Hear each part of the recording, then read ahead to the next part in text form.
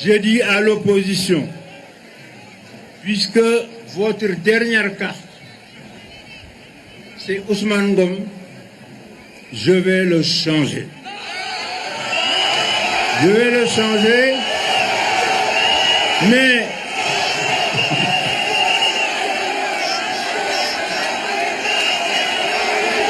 qu'ils constatent eux-mêmes que le peuple n'est pas d'accord.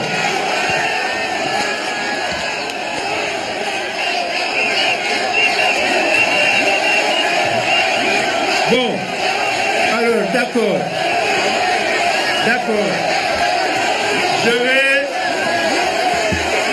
Je vais maintenir Ousmane Ngom,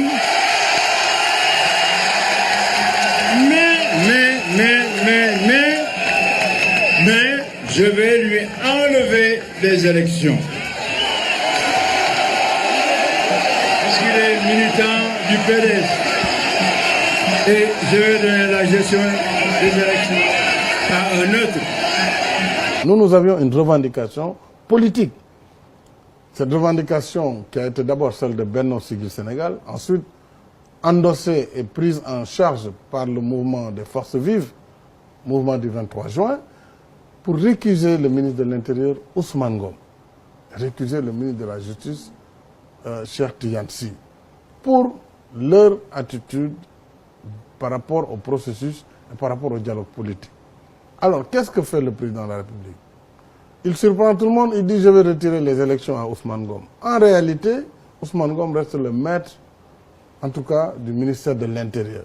Il a la haute main sur les élections, puisque non seulement l'administration territoriale, qui est le bras armé de l'État, dans le bon sens, hein, c'est une administration républicaine, c'est elle qui organise matériellement le vote. Cette administration relève de l'autorité du ministre de l'Intérieur, Ousmane Ngom.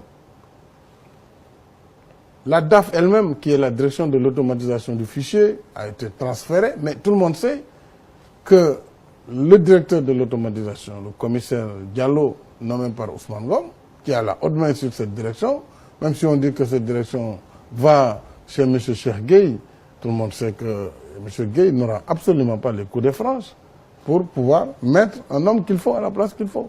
Par rapport à cette direction centrale qui gère le fichier électoral et en même temps le fichier national des cartes d'identité nationale.